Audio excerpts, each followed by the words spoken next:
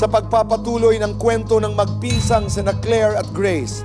Narito ang naging mainit nilang harapan na tumatak sa ating mga puso at isipan.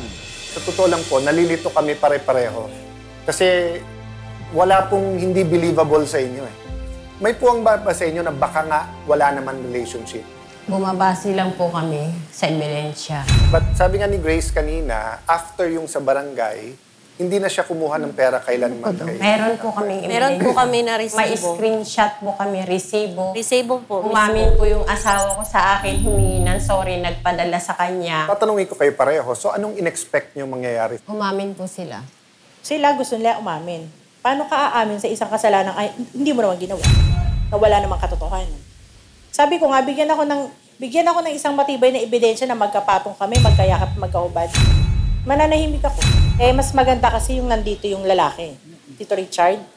Para siya po talaga ang makapagsalita. Andito ba? Oo, andito. Nais namin imbitahan si Tatay Richard na sumama sa amin dito sa studio. Magandang gabi po.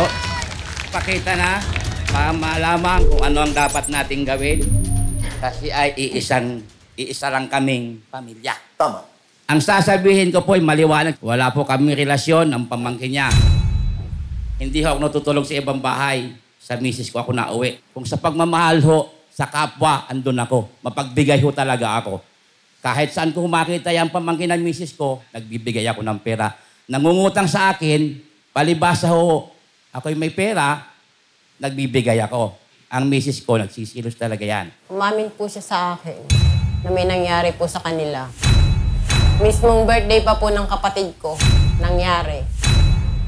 Naka-record po yun. Naka-record. Hindi po niya alam. At pinag-usapan ho namin ay doon lang sa madilim na lugar. Hindi ho totoo yan. Ang recording, pag walang consent, ay hindi ebidensya sa Korte. Lapitan mo si nanay, pero gusto kong makita niya mata mo na sinasabi mong walang katotohanan yung kay Grace. Hindi ko alam kung maniniwala siya at hindi. Pero the best that you can do. Ma, narito ako. Kanilik luhod. Ano man ang nagawa kong kasalanan sa inyo, ano man yung mga akusa nyo, o hindi na ako magpapakita sa kanila. Hindi ako madadala ng isang luhod lang.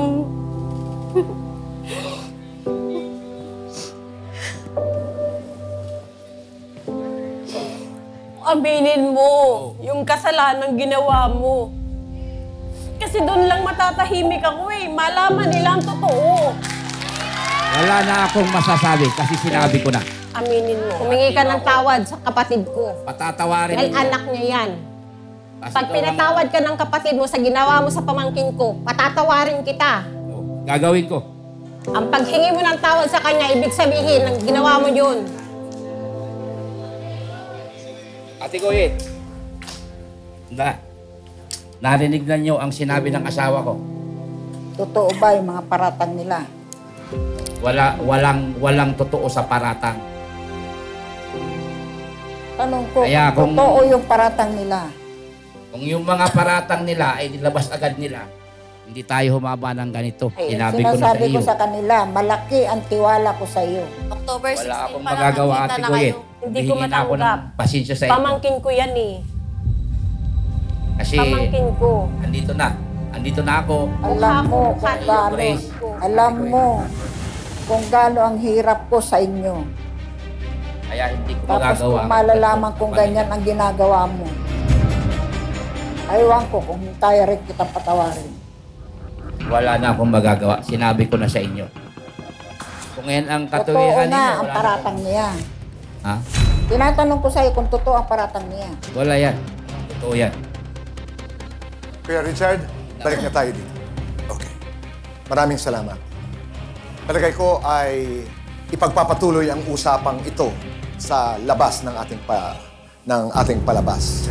Siguro just as an end, Kuya Boy, Aha. madaling magbate na temporarily lang. Pero talagang yung resolution, kasama din dyan yung repentance.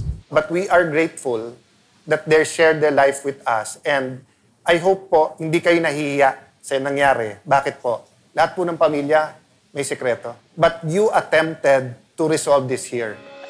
Tulad ng kwento ni na Yuri at Tatay Marcos, Claire at Grace, hangad ng Cayetano in Action with Boy Abunda na magbigay ng tulong at gabay sa mga may reklamo at inirereklamo. Kung meron kayong mga legal na issue na kailangang masolusyonan, mag-message lamang sa aming mga social media pages dahil sina Kuya Alan at Ate Pia ay handang tumulong para maibsan ang inyong mga legal na alalahanin at magbigay daan sa katarungan at kapayapaan lalo na ng mga pamilya.